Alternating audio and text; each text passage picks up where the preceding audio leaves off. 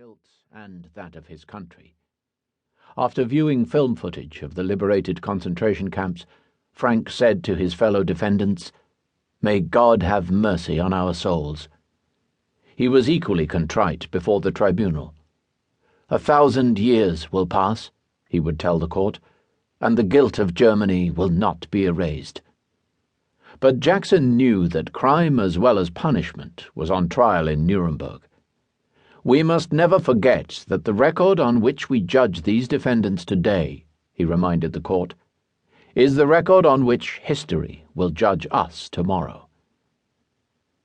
Now, on the 23rd day of the trial, as Farr prepared to leave his mark on judicial history, the courtroom solemnity that had greeted Jackson gave way to distraction.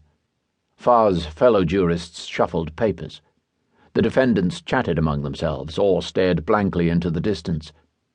Goering planted his jowled face on the dock rail like a bored schoolboy. Frank, in dark glasses, sat in shaded, sinister silence.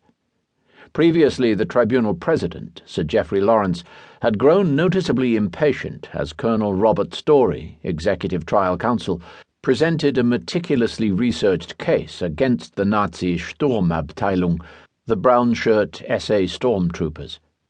Telford Taylor, Jackson's deputy and eventual successor, recalled that the defendants had roared with laughter each time the tribunal president interrupted Story. Now it was Farr's turn.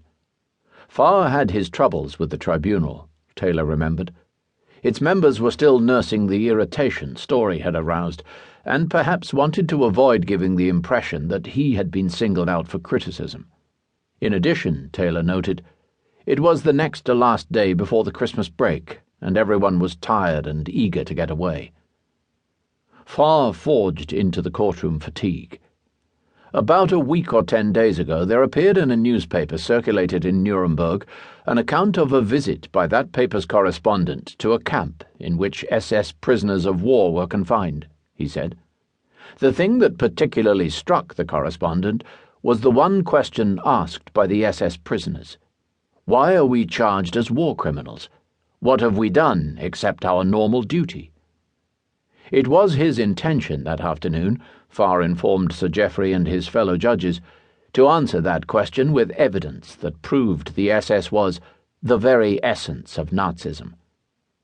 But as Farr began detailing the structure and nature of the SS, pointing his pencil toward the wall-sized chart of this hydra-headed monster, the General SS, the Gestapo, the Security Department, the Death's Head Unit, the Waffen-SS, with SS Reichsführer Heinrich Himmler as its leader, Sir Geoffrey grew peevish. "Major Farr," he said, "to go into this degree of detail about the organization of the SS?" The American judge, Francis Biddle, joined the sniping. When Farr read a top-secret order from Hitler relating to the structure, membership, and responsibilities of the SS, dated August 17, 1938, then quoted a speech by Himmler from October 1943 in Poznan on the militarized SS police in the occupied territories, and quoted an article by Himmler, Biddle intervened. "What has what you just read got to do with what you are presenting?" he asked irritably. Farr insisted on the need to establish the SS as a criminal weapon of the National Socialist regime. "Yes, but Major Farr, what you have to show is not the criminality of the people who used the weapon," Sir Geoffrey objected, "but the criminality of the people who composed the weapon." Farr did not budge. "I quite agree I have to show that," he said. "I suppose I have to show, before showing the persons involved knew of the criminal aims of the organization, what those criminal aims were." This, Farr knew, was the core of his case. For the last 23 days, the prosecution had presented hundreds of pages of evidence, citations from speeches, directives, and top-secret memoranda. They had shown nightmare footage from the concentration camps. They had introduced as evidence tattooed flesh and a shrunken human head.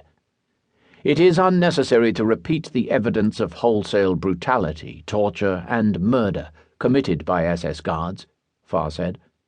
They were not the sporadic crimes committed by irresponsible individuals, but a part of a definite and calculated